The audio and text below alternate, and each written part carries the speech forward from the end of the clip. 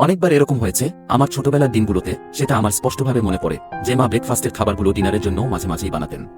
এরকমই একটা সন্ধ্যার কথা মনে পড়ে, সারাদিন কাজের জায়গাতে অতিরিক্ত খাটুনির পরে উনি ব্রেকফাস্ট এর খাবারগুলোই ডিনারের জন্য বানিয়েছিলেন।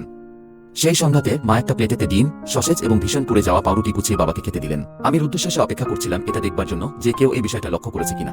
বাবা পোড়া পাউরুটিটা তুলে নিলেন, মায়ের দিকে তাকিয়ে একটু হাসলেন এবং আমার কাছে স্কুলে সারাদিন কেমন কেটেছে সেটা জানতে চাইলেন।